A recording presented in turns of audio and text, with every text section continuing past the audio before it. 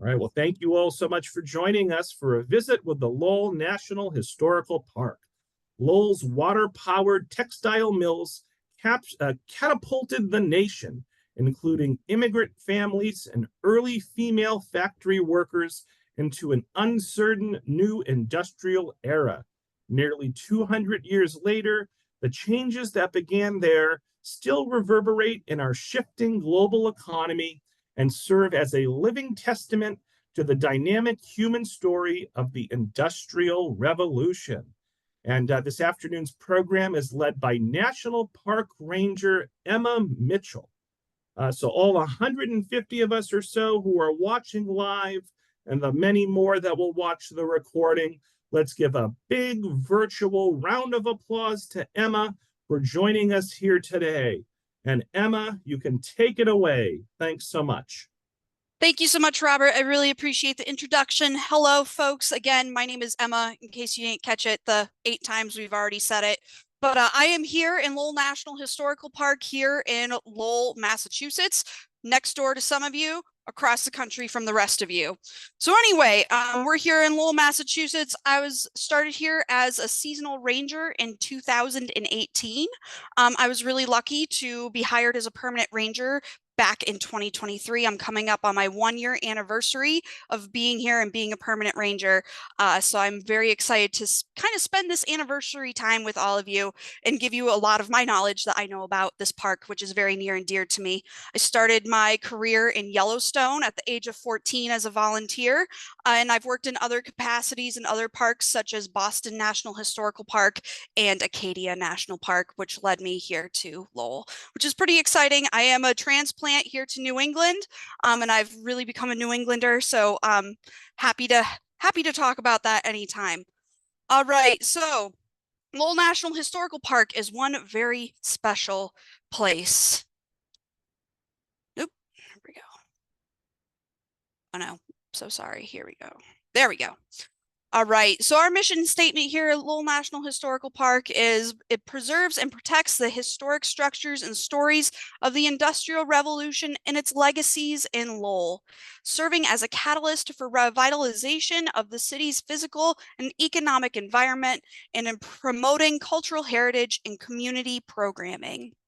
So that embodies everything that we do here in the park. We have a saying that we also like to use is the city is the park and the park is the city, because we're all over downtown Lowell. We do not have a physical boundary like other national parks, so we're really incorporated into the community, telling community stories and being a huge part of this town. This park really consists of mostly buildings and stories of people. We're not so much of a natural environment place like, again, Yellowstone, Acadia, Cape Cod, those big national parks. That's not quite us. We'll talk more about the actual locations that you can visit here in the park later on. But the number one reason why we are here, and even though I just said we're not so much of an environmental park or natural landscape, but the Merrimack River is really this whole basis of this park and why we are here. So just like other national parks, geology does play a big role in our story. We're going to jump back to 18,000 years.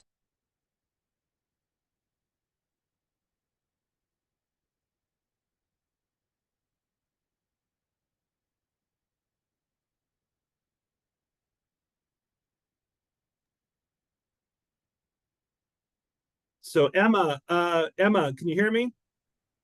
Yes. So Emma, we can't hear you. We lost your audio about 15 to 20 seconds ago.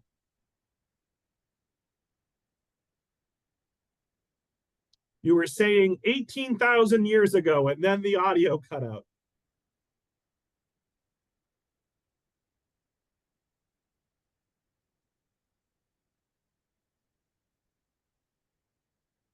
Yeah, we still can't hear you. We can see you. We can see your screen. We can see you. But something has happened with the audio.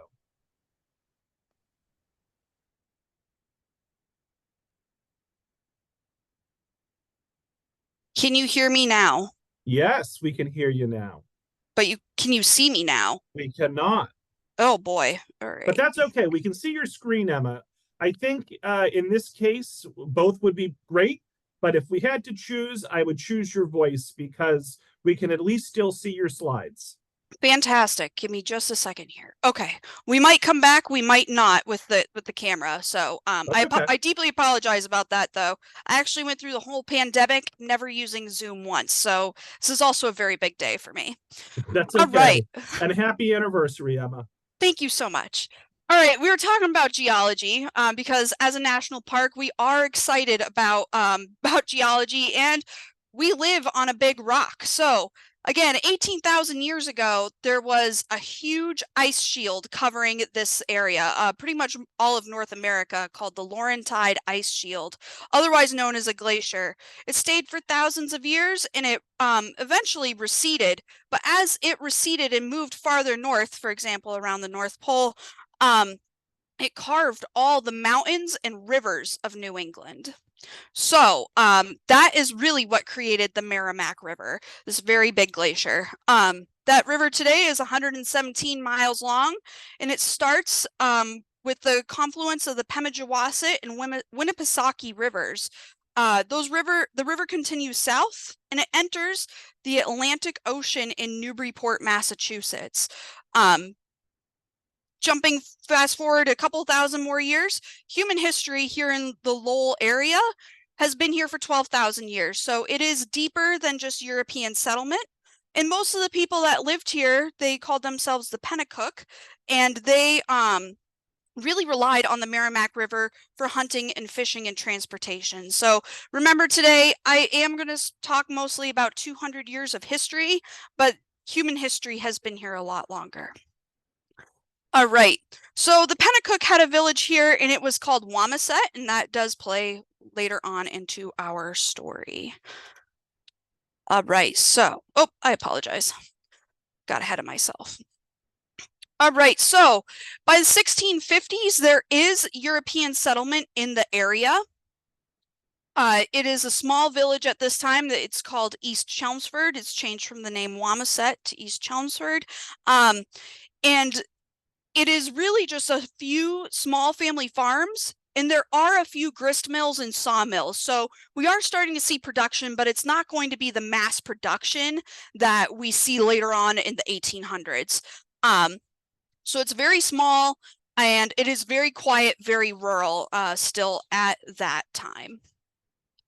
But the first sort of industrialization to happen here in the area is the Pawtucket Canal. So the canals were all the rage in Europe. Everybody really wanted to have a canal. Canals were a cheaper way to transport goods and move things around, which is very important. But the Pawtucket Canal was built to bypass Pawtucket Falls. And Pawtucket Falls is sort of, if you're looking at the map, it's going to be on the left side of the screen where that arrow is, the big white arrow.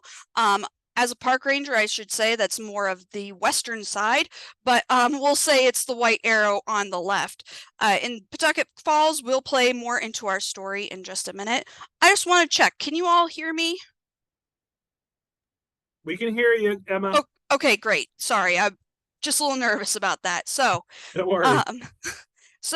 the Pawtucket Canal was built between 1792 and was completed in 1796, and it was financed by the proprietors of locks and canals. This is one of the oldest businesses or LLCs in the United States, and they still have some influence today on the canals, which is really interesting to think about. But proprietors of locks and canals hired local farmers to first dig this first canal. And again, this is to bypass the Pawtucket Falls so that they can get goods from New Hampshire, primarily lumber, down and around the falls to head to Newburyport, because there are huge shipbuilding yards in Newburyport that were key to American industry, early American industry. And so if you put logs over a waterfall, unfortunately, they don't last. So that's why the Pawtucket Canal was first built. But in 1811, Newburyport suffers a huge fire, and all of their shipbuilding yards are burned down. So that kind of left the Pawtucket Canal and not, it was not needing to be used. By then, the Middlesex Canal, which is another big thing in our area here, the Middlesex Canal has been built and is a little more useful. So the Pawtucket Canal sat in disrepair for a couple decades. But a few men found it, and they called themselves the Boston Associates. The Boston Associates are a group of men from New England in general. We have Francis Cabot Lowell starting on the left, the silhouette. We have Patrick Tracy Jackson, Abbott Lawrence, Nathan Appleton, and Amos Lawrence. So these are a group of men that call themselves the Boston Associates, and they're all highly educated and wealthy. They're influential families in New England, and they have been here really, their families had been here since early settlement. They're also all related somehow, either by blood or by marriage. So they're a very tight-knit group of people. This group also were the first investors in Francis Cabot Lowell's first mill, which was in Waltham, Massachusetts. And speaking of that first mill, it was called the Boston Manufacturing Company. It was started in 1813 by those associates and Francis Cabot Lowell, and this mill was revolutionary. It was revolutionary because before then, all the steps to make cotton fabric, which was, again, a whole new industry that England had already been taking part of for about 50 years, and the US wanted to have influence in it as well. But in England, they had all these different mills for all the different steps. So you'd have a whole building just for spinning.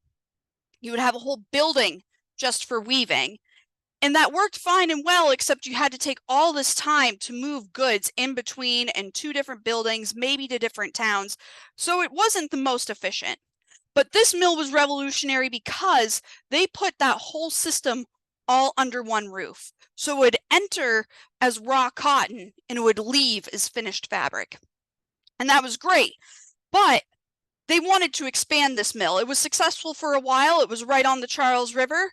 But unfortunately, when they were doing some research and wanted to expand, they discovered that river was not going to be powerful enough. The Charles River is a lot like a lazy river at a resort you go to on spring break, and it was just not going to cause the power that they needed to run all their looms and machines for more mills. So they went searching for a new location. So they found themselves in 1821 in this area known as East Chelmsford, where I'm standing today. This location was ideal because there was already one canal. Remember, we had the Pawtucket Canal. And they also have two different water sources to fill all those canals. The Pawtucket did need some repairs and improvements. It hadn't been used in a few years. They mostly really needed to make it wider and deeper, so it wasn't so much a transportation canal, but it also doubled as a power canal to bring water into the area. In addition to that, so remember on our left side on the map, we have our falls. So from around that whole point to where the Concord River comes in, it's about a mile, there's a 32-foot drop in elevation. That drop in elevation is ideal because it's not what the Charles River had, and that's what's going to help create the force and make that water move a little quicker that they need in order to do all of the building and expanding that they would like to do. All right, so next, this is Pawtucket Falls. This is not the same dam that we have today. This is from the early 1900s, but it gives you a great idea of just how powerful that river can be. We also know with all the flooding that we've had in the last year or so, and as well as the Mother's Day flood from a while back, that this river can really hold a lot of water, and that means it can power all these machines that they're going to need it to. All right, so Lowell was officially established in 1826. So they had started building mills, specifically the Merrimack Manufacturing Company, before it was even established as a town for Lowell. And Lowell was named after Francis Cabot Lowell. He was the namesake because he really thought up this whole idea of a planned industrial city, and that was why they named it after him. So between 1821 and 1826, there is exponential growth in the area. This whole town was planned out completely between having boarding houses to having a church.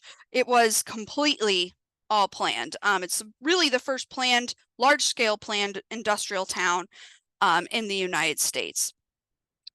So like I said, the Merrimack Manufacturing Company is the first one to open, and they really begin production in 1823. Construction is just a constant in this area at the time. They started really with the canals and then led to more boarding houses, a church, and then other businesses started to move in. Of course, they needed a bank, so Lowell 5 Bank moves in, and other businesses in downtown. But that first big undertaking is the canals. And these are great maps that show the construction over time and what canals came first. And you can see that we have the Pawtucket Canal, and then that first Merrimack Canal for the Merrimack Manufacturing Company is what's coming in next. I appreciate that they try to name a canal with the mill. That really helps out a lot. So in short, these canals were used basically to power everything. The canals that are really in downtown area though, that you see as you cross the street, things like that, those are mostly power canals. So they're smaller, and they're just going to be for power production. They're not going to be so much for bringing barges and goods in. That's still going to be the Pawtucket Canal. The canals were built in stages, just like the mills. So as you can see in these maps, you have the first couple sets, then they keep adding them. So with all this construction comes various labor forces that are moving into the area as well, because there's a lot of great opportunity. So the canals were first improved upon by a group of Irishmen from Boston. They had walked up. There's a group of 30 of them, led by a man named Hugh Kaminsky. He had been a canal designer and builder in England during their Industrial Revolution, and he saw an opportunity here in Lowell. So he brought his first group of men, and they're really the first big group to move into the city. They have recruited more people to come and work in the canals. But there were tons of people that worked in the canals. There were many, many jobs, obviously the construction, and later when the construction was completed, they needed maintenance constantly. So they are a really big part of our story here. So today we have 5.6 miles of canals left that you can come and see if you come and see the city. And that really is a majority of what had been built. It's a very small portion that has been destroyed and filled in. Keeping canals was a big part of revitalization in the city and the importance of telling our history here. All right, so besides people working in the canals, we also needed other people to work in the mills. And since this was a whole planned city, there was a lot of thought put into who else was going to work into these work in these mills. And that included who is not working at that time, who doesn't have as many opportunities. And that big chunk of people is young women. There really weren't any careers for them at that time. Nursing really had not been a developed career yet. Teaching is mostly a male-saturated market in New England, so women would have had to move west. Things like secretaries or switchboard operators, which we kind of think as classic female careers, also had not been invented yet. So young women, mostly rural, already knew how to spin and weave. Spinning and weaving, it was a big part of Yankee home life for a good chunk of the beginning of the United States. So young women were recruited to work in those capacities here in the mill. So spinning and weaving, but there's some other smaller jobs off of that they did as well. So these mill girls, when they came to live in boarding houses. And that's really important because at that time, there really wasn't housing that you could just go rent. So boarding houses were a really common thing in a lot of developed urban areas. Also, it was really uncommon for women to just live on their own. So these boarding houses were really important. Excuse me. So boarding houses also gave a sense of family and structure that young women may have missed when they came to live here. It also gave a sense of security for them as well. Boarding houses were run by boarding house keepers who really maintained a strict code of conduct for these girls in their homes, and they also had to follow codes of conduct for work. So the big catch, though, is that they could come and live in these boarding houses, but they did have to pay for them. So at the end of the week when they got paid, room and board did come out before it was given to them. So they did pay to live here, but parents felt better knowing that their children, their daughters, were protected when they went to move to Lowell, which was a big undertaking for a lot of people. All right, so the life of a mill girl. On and off the clock, like I said, there are strict codes of conduct. Your days were very long, 14 hours, even longer, some parts of the year, depending on the sunlight. And these codes of conduct and these long days were they were enforced by boarding house keepers and mill managers. So you can see on the left there, it is a little hard to see, but there's a timetable of the Lowell mills. So that shows when the bells would ring for certain things. A lot of these girls had already been used to long days of farm work. I don't know about you, but I've done farm work, and some days it is more than 14 or 16-hour days. The big benefit is that when the bell rang at the end of the day, you were done working. You didn't have to go back out and milk cows or go take care of your loom. You were done for the day. So that was a big draw. What free time they did have, there were lots of opportunities for lectures, church outings. They had book clubs. They had other social things that they went and did. And eventually, as downtown was developed, there were other shops and restaurants that they could enjoy as well. Mill girls also had their own newspaper. It's called the Lowell Offering. It's there on the right. And so that was another big thing, is that because all these girls had come in from different places, and of course, an exchange of ideas and mingling of minds, lots of different things occurred, which included, with all these exchange of ideas, there were turnouts, an attempt for better working conditions for all of them all around. Some were successful, some not so much, some it still took a long time. All right, so by 1876, the population is 70,000. This is post-Civil War, and Lowell is still doing very well by that time. They were still creating lots and lots of fabric, sending it out. There are other industries that have become a big part of Lowell as well. For example, patent medicine. If anybody loves the classic soda Moxie, that started as a patent medicine here in Lowell, Massachusetts, and I am a Mainer now, and so I do have to admit it came from Lowell, and I'm happy to have that argument with anybody who'd like to have it. Also, in the starting in the 1850s, we start to have mass waves of other people, other groups of people emigrating to the United States and coming to Lowell for great opportunities for work. It starts with the Irish in the 1840s and the French Canadians in the 1850s. And the Portuguese, Swedish, Greek, Russian, Jewish, Lithuanian, Armenian, and Syrian Lebanese people are all coming into the city around this time. These are just a couple of really great photos to show what life was like. This is really in between like the 1870s and like the 19 teens, so it covers a bit of time. But some interesting photos from that time. So, oops, excuse me. Next, there is, this is a postcard from the 19 teens. This is showing an area called the Mile of Mills. And this is pretty much the whole river walk. If anybody has ever come to do that, I highly recommend it if you haven't. And it was all industrialized, all mills.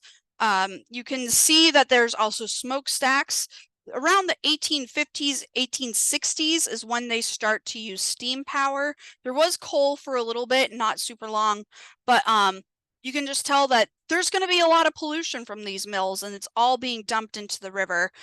So we do have to acknowledge that there has been huge ecological impacts here in the area, and we're still coming back from it. We're going to keep coming back from it, but things are looking up. So some of these buildings in this photo still stand today. Part of it is UMass Lowell, and some of it is actually our museum where I'm standing today. So if you haven't done that river walk, come and check it out. All right. Turn of the century, Lowell in 1912 is much bigger. It's on both sides of the river, and there are many different neighborhoods of people that are making Lowell home, and most of them are working in the mills. So a lot of this is still standing today. Of course, we're Little Canada right along the river, and the Greek neighborhood and the Portuguese, the Acre is nestled right in there, and the Acre is the oldest neighborhood in the city. And it's still a revolving door of people today. And the Acre is it's an incredible spot, and we have a whole junior ranger program dedicated to it here in Lowell. And it's the only program in the National Park Service to be about a neighborhood. So I also recommend coming to check that out and checking out the the Acre. Eventually, Lowell did go into decline. It started right before the Great Depression. Mills were already moving to the American South. They were trying to have cheaper labor, have the cotton be closer to the mills, which was really important to save costs on transportation. World War I and World War II did have an uptick in production due to the war effort, but that was short-lived. Eventually, by the 1960s, all the mills had closed. There were a few companies such as Wang Computers that had moved in, but again, short-lived for the most part. So the city really fell into disrepair. Things were pretty hard, and it was in need of a revitalization, which leads us to Paul Tsongas, very famous person around these parts. In the 1970s, he and a group of other people, including Patrick Mogan, had seen potential in Lowell, and they also wanted to work hard to preserve all the different heritage here in the city, whether it be industrial heritage, ethnic heritage. It's what makes Lowell so special and important. And so they worked really hard. Paul Tsongas was a senator. They worked hard, and eventually in June of 1978, President Jimmy Carter signed the bill into law to make Lowell National Historical Park a historical park, which is pretty amazing to begin with. So. All right, what do we have here at Lowell today that you can enjoy? First and foremost, we have the Boot Cotton Mills Museum, pretty much the crown jewel of this park. We have first floor is a working weave room with looms from the 19-teens that are actually making cloth that we sell in our stores. Very cool, very immersive, I might add. The second floor, there are various exhibits, mostly about cotton fabric production, some about people who worked in the mills, and just history of the area in general. Next, we have the Visitor Center at 246 Market Street. I bet a lot of people know about that. Please come in. We have exhibits that cover a little bit of everything you will see at the other locations. A bookstore. We also have a bookstore at the Boot, but the Visitor Center is a great jumping off point for any sort of visit here to the park. We have Into an 1840s boarding house at the Mogan Cultural Center. That is an immersive look of what your life outside of work would have looked like if you were a mill girl. So it's a pretty good example of what, how crowded and how different it would have been for you to come and work here in the city. All right, and we have a brand new exhibit that opened in September of 2023 called One City, Many Cultures. This is one of the newest exhibits in the National Park Service. It's incredible. It's state of the art. It is a brand new, everything is the newest technology you can have in a museum, and it is spectacular. That bottom left corner photo, that is a tree that you can touch, and if you work together, you can make the tree light up. It's pretty neat, and so much time, effort, and work has gone into this exhibit. I highly recommend coming and checking that out. Again, that is in the Mogan Cultural Center, right there with the Into an 1840s boarding house. We have trolleys. The trolleys are coming back in April for the public. We're the only national park site in here in the United States that has trolleys. So I also recommend coming and riding those. Those are pretty great. And a lot of our tours start with a trolley ride. Next, we have canal tours. So you can go out in a boat with a ranger and you're going to head out and explore the canals. Those will be coming back in May. If you're interested in those, you can book those at recreation.gov. The other tour we have is the Suffolk Mill tour, where you go to see the River Transformed exhibit, which is really about how everything was powered. So how turbines worked. We have an antique turbine. Depending on the water levels, we can turn on so that you can see that.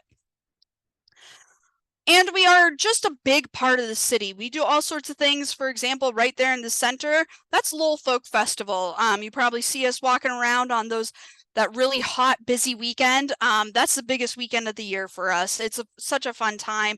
We have the Riverwalk. We have Boarding House Park, where Lowell Summer Music Series has all of their performances. We have UMass Lowell, that is a huge partner with us. They help with Songus Industrial History Center. So Lowell is really a thriving, beautiful place, just like the park. And again, the city is the park, and the park is the city, and the city is the park. And I really want to thank you all for joining me today. This has been a really great experience. This is my first kind of tour talk back since we ended both boat tours back in October. So I really appreciate it, and thank you so much.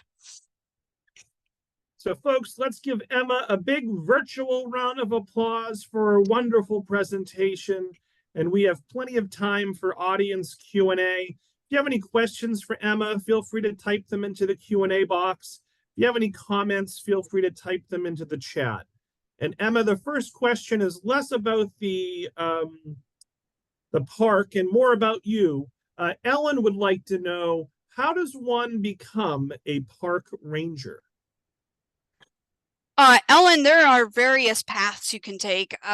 Really, first and foremost is I recommend to people volunteer or intern at your local park. Get your name out there, get some experience, get on your resume that you have experience working in a national park. The other tip I give people is that if you're going to apply to work for the federal government, you need to put absolutely everything you've ever done on a resume. We don't believe in a one-page resume in the federal government here. So I have a 16-page resume and I'm 32. So just gives you kind of a little bit of a statistic for that to think about. So I recommend doing it, though. We need people. Jules says, nice job. Bobby says, so enjoyed this. Marie is giving you some emoji round of applause. Sarah says, this was wonderful. I hope to get back there. It's been, gosh, 30 plus years, but I loved the textile museum. Dorit says, thank you for this informative talk. Teresa says, wonderful presentation, very successful first voyage for Emma, and she thanks you. Marianne says, Emma, so well done, inviting info to plan a visit. Nancy says, that was great fun. I had a baby in Lowell nearly 40 years ago, and I really want to go back there and see what it's like now.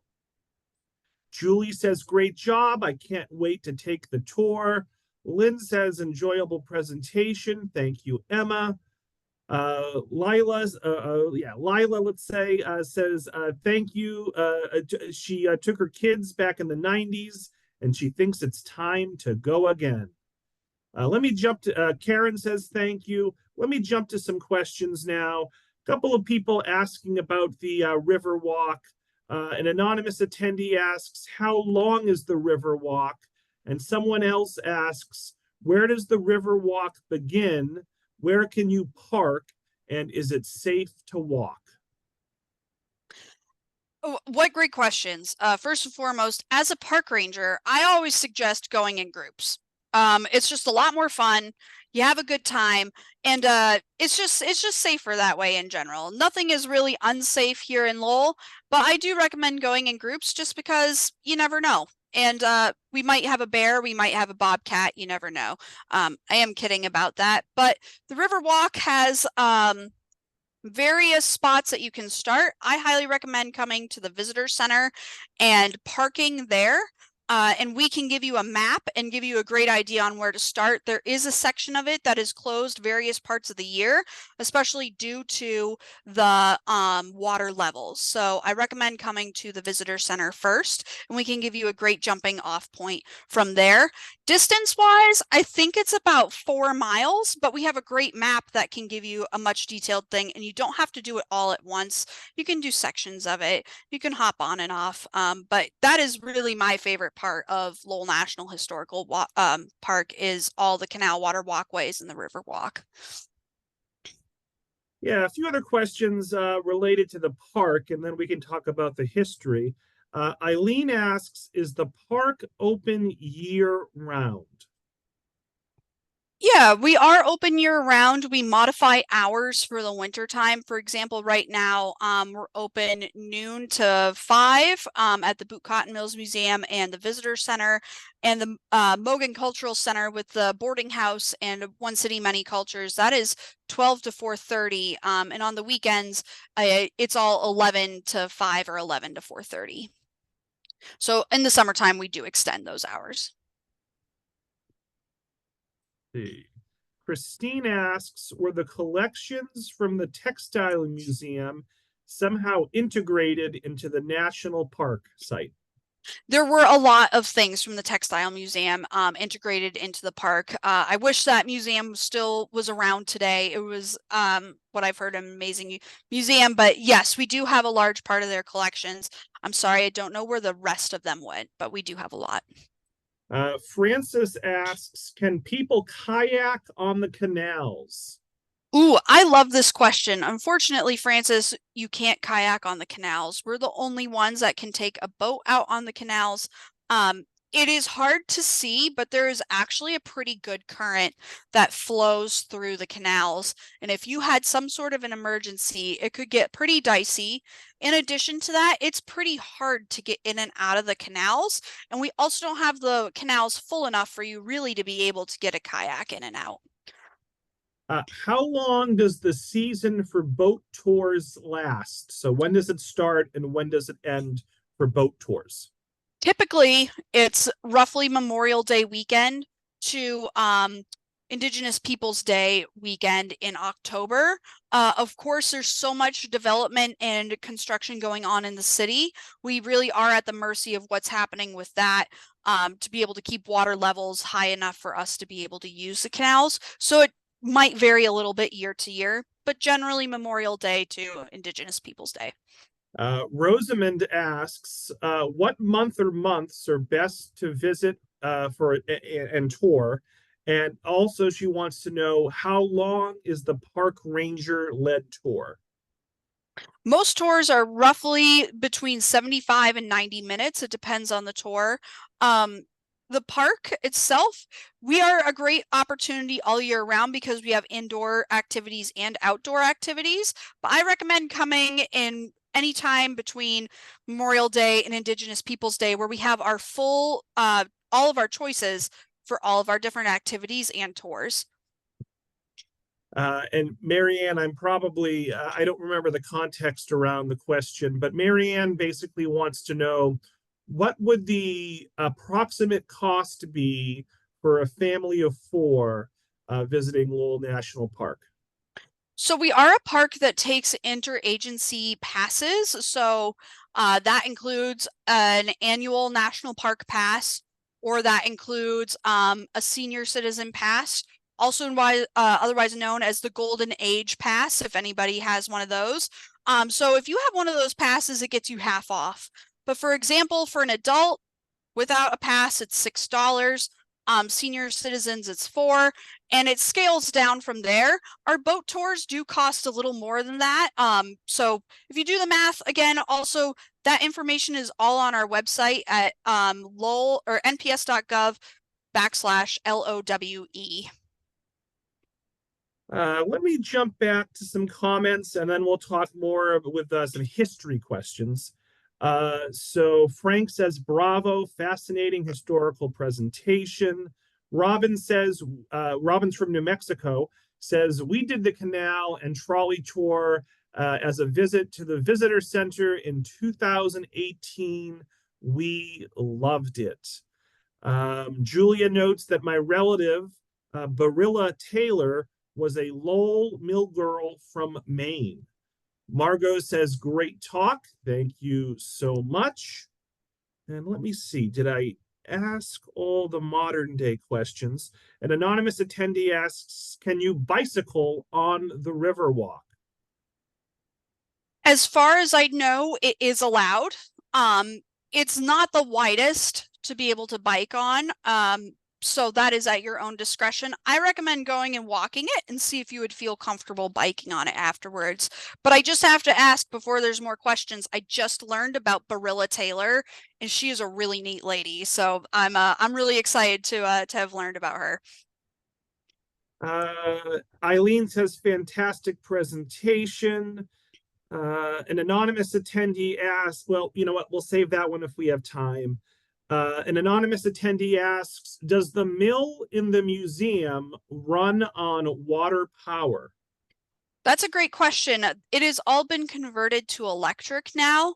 Unfortunately, the water level isn't high enough to be able to run all those machines anymore. Also, there's just no need to keep the water level at what it would have been in order to run those machines.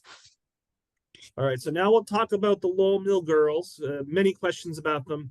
An Great. anonymous attendee asks, were the Lowell girls staying in boarding houses indebted to the company for room, board, and whatever things they may buy in an on-site store if there was one? Or were they able to gain some financial independence and prosperity? Thank you for this really interesting talk. So the important thing about Lowell, there's many important things, but something that makes Lowell different from other industrial towns is that it did not have company stores, and you were paid with real money. You weren't paid with company script. So they were able to spend whatever money they made on whatever they wanted. That was not their it was not the mill's prerogative to control that. So there were some girls who sent money home. Others saved up. Others made sure they had some sort of a dowry. So there were a variety of things they would have used that own personal money on, their own personal money on. Yeah, you talk about sending the money home. Deborah asks, is it true that the mill girls sent their wages back to New Hampshire to pay for their brothers to go to Harvard? Some might have. Not everybody would have been required that. We also don't know about, there were thousands of them. So we can't say for certain if there was a majority or not, but we do have some letters that definitely indicate that they did. Eleanor wants to get a sense of how much the boarding house girls were actually paid. It was about $1 a week, and that was after the room and board. So in terms of today, that was pretty good. Yeah, it's one way to look at it. Yeah. Eileen asks, what is the average length of a time a girl would work in the mills? So I'm not sure if she's talking about the hours in the day or just how long in terms of number of years, but what are your thoughts there? Yeah, so that's definitely not the length of time during the day. I know that it would depend on the mill. They would have to sign a contract. Most of them were either 6 months or a year. And I bet some of that would also have to do with when you came on to work, if it depended if you committed to 6 months or a year. So there was a bit of time they had to do it, but it also wasn't quite like indentured servitude. If you wanted to leave, you could. Obviously, you were just blacklisted from maybe getting hired at that mill again, or from the town. From Lowell, you'd have to go to a different mill town, but it was not like the horrible situations we think of people having to stay for years and years and years. Dirk asks, did the relative proportions of male versus female workers change over time?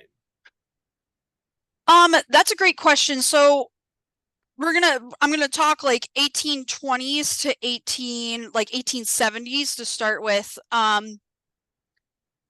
women really only did the spinning and weaving, and then a few of the smaller sort of jobs off of that. So inspecting the finished fabric, as well as doing the drawing in. So they set up all the patterns for all the different fabric on the looms. And if you come to the museum, we can teach you more about that. But there were still so many other different jobs that needed to be done that it still was a male dominated industry. And kind of that mill girl era that we talked about is really not even half of the time that the mills were in high production. So still very much male dominated, but the mill girl, like the Yankee mill girl era, is pretty small. Let's see. An anonymous, well, we have many similar questions about the legacy of the mill girls. An anonymous attendee asks, what workplace improvements were put in place as a result of the mill girls? They fought for shorter days is the big thing, the shorter days to work. It took well after that sort of mill girl era. It took into the 1900s to have the 10-hour work day. So that was the big thing they fought for. They also fought for a longer lunch break. They went from 45 minutes to an hour.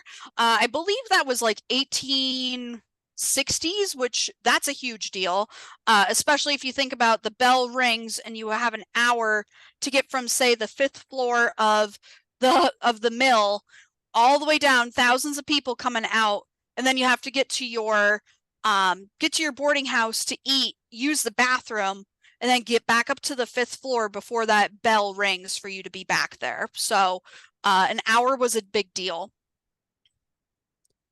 An anonymous attendee asks, what was the average age of a mill girl, and were there a lot of injuries? Average age was like roughly 15 to like 26.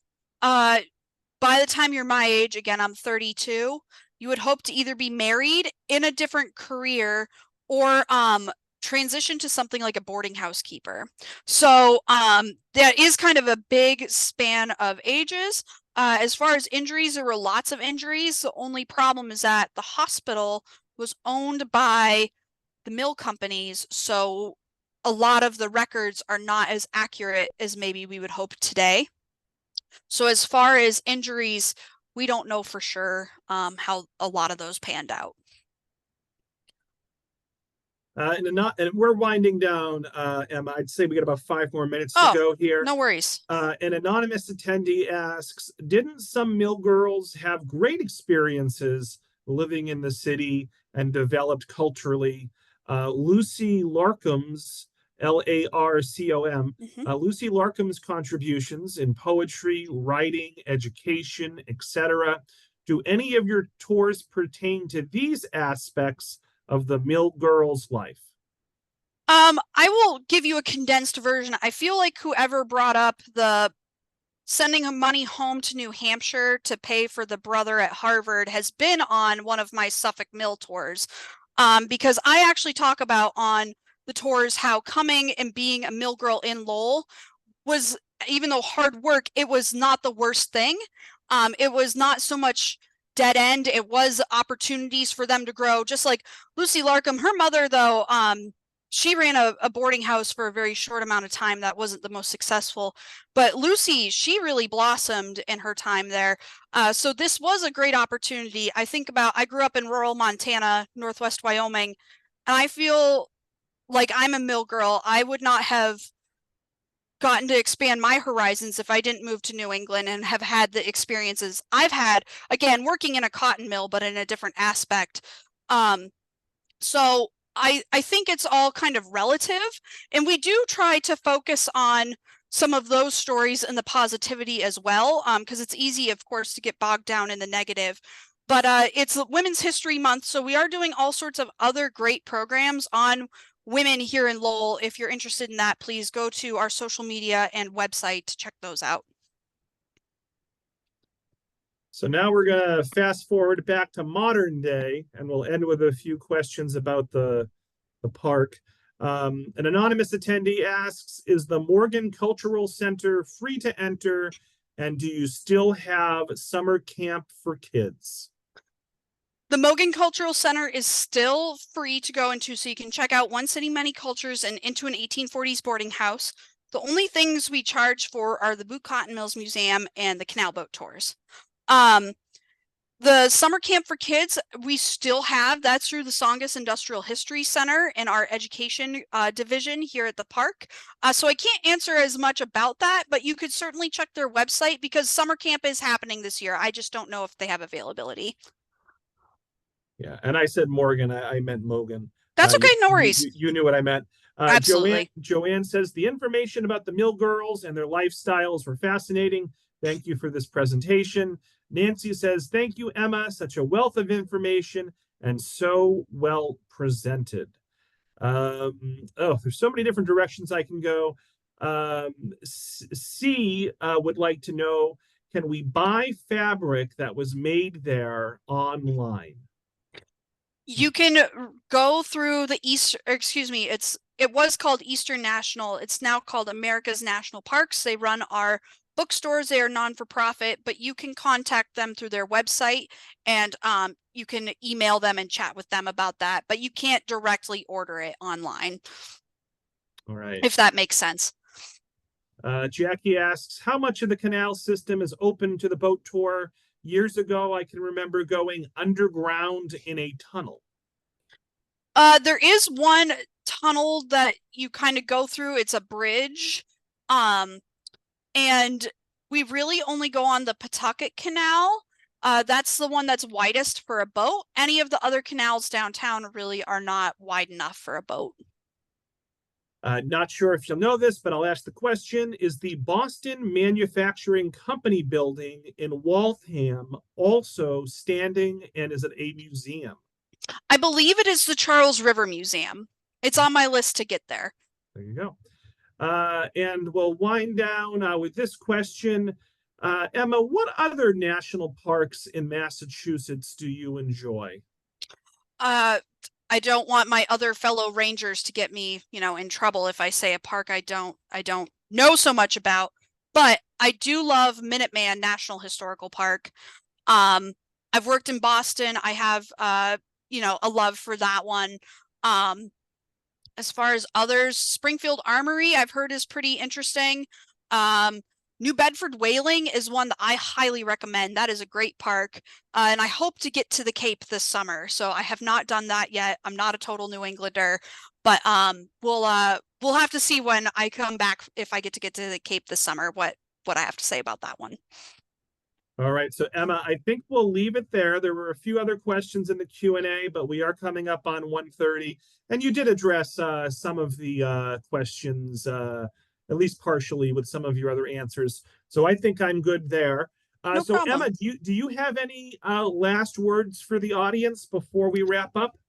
If anybody really has any other questions they want to get in depth about, just ask Robert for my email. I'm happy to chat with people, get you in contact with other people who might know more about your questions or to help you find those questions. But I really appreciate this. This has been so much fun. Thank you. It's been a really great start to sort of think about summer and getting back into tours. So this has been great. Thank you all so much. Yeah, thank you, Emma. Great job, especially for your first ever Zoom presentation. And Zoom. I hope that folks are encouraged and inspired to go visit the Lowell National Historic Park this summer. I think it's a great way to spend an afternoon or a morning.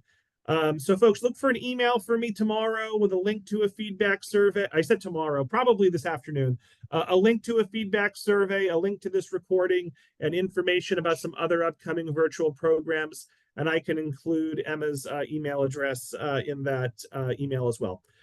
So thank you all so much. And I hope everyone enjoys the rest of their day. And as I said, don't forget to vote if you haven't already. So thank you all so much. Have a good one, Emma. Bye. Have a great day. Thank you. Bye.